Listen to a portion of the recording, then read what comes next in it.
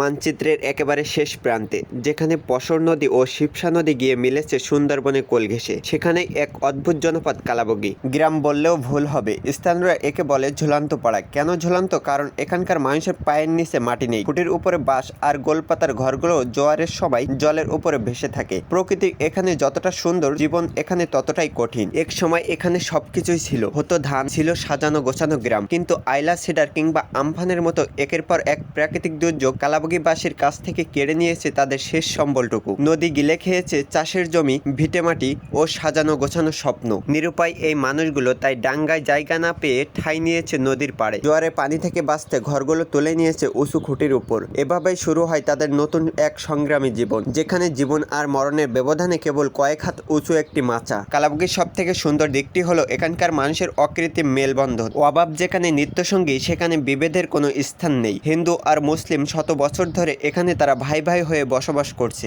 সকালে যখন মুসলিম জেলেটি বিসমিল্লা বলে জাল ফেলে, পাশের হিন্দু জেলেটি তখন মা গঙ্গার আশীর্বাদ চেয়ে নৌকা ভাসায়। একই মাচার উপর পাশাপাশি ঘর, একই চুলায় ভাগ করে নেওয়া খাবার। বিপদে আপদে কে হিন্দু কে মুসলিম তা এখানে কেউ দেখে না, তারা সবাই কেবল নদীর মানুষ। এই সাম্প্রতিক সম্প্রীতি হয়তো তাদের বড় দুঃখের মাঝেও টিকে থাকার সাহস যোগায়। এখানকার জীবন মানে এক নিরন্তর সংগ্রাম। পানযোগ্য পানির জন্য মাইলের পর মাইল নৌকা চালিয়ে যেতে হয়। দিনমজুর কিংবা নদী থেকে মাছ ধরা আয়ের একমাত্র উৎস। বর্ষার যখন ঝড়ো হাওয়া বয়ে যায়, তখন এই ঝুলন্ত ঘরগুলো থরথর করে কাঁপতে থাকে। মায়েরা ভয়ে কোলের শিশুকে জড়িয়ে ধরেন। যদি ঘরটি ভেঙে নদী গর্ভে তলিয়ে যায়, শিক্ষা কিংবা চিকিৎসার সুযোগ নেই বললেই চলে। তবুও এই মানুষগুলোর চোখে মুখে কোনো অভিযোগ নেই। তৃপ্ত রোদে পুড়ে আর নোনা পানিতে ভিজে তারা প্রতিদিনই লড়ে যাচ্ছেন কেবল আগামীর স্বপ্ন নিয়ে। কালাবগি এই ঝুলন্ত পাড়া আমাদেরকে শেখায় কিভাবে সব হারিয়েও মানুষ হাসতে পারে। আধুনিক পৃথিবীর এই সব সুযোগ সুবিধা থেকে বঞ্চিত এই জনপদ আজও প্রকৃতির সঙ্গে লড়াই করে টিকে আছে। তাদের সংগ্রামী জীবন আর অটুট ধর্মীয় সম্প্রীতি পৃথিবীর জন্য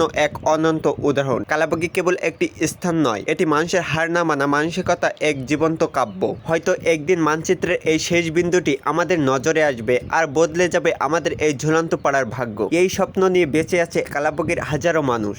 আমাদের ভিডিওগুলো যদি আপনার কাছে ভালো লেগে থাকে, তাহলে সংগ্রামী কালাবগি ইউটিউব চ্যানেলটি সাবস্ক্রাইব করে আসতে পারেন।